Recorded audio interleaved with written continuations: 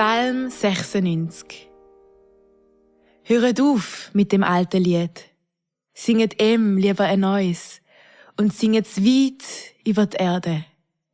Singet und segnet sein herrlichen Namen. Erzählet, wie er uns befreit hat. Rufet's raus in alle Völker. Sagt, wie er berühmt ist bei uns, wegen seiner Wunder. Er ist grösser als alle Grossen, viel mehr wert als alles, wo Wert hat.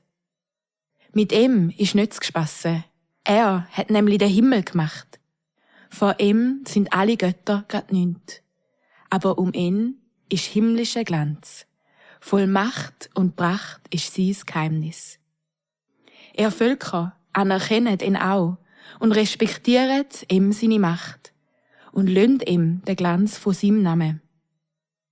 Tragen die Spenden ins Heiligtum und gehen auf die Knie, wenn er erscheint im strahlenden Glanz. Sagen zu allen, er ist jetzt König. Die Welt bleibt fest in seiner Hand, da gibt's nichts zu rütteln. Er richtet die Völker gerecht und gleichig. Darum sollen sich Himmel und Erde freuen, und das Meer soll dröhnen und rauschen. Auf den Feldern soll alles sich freuen, zusammen mit allen Bäumen im Wald vor ihm, wenn er kommt. Ja wirklich, er kommt richten, denn richtet er die Welt mit den Worten und die Völker mit Unparteilichkeit.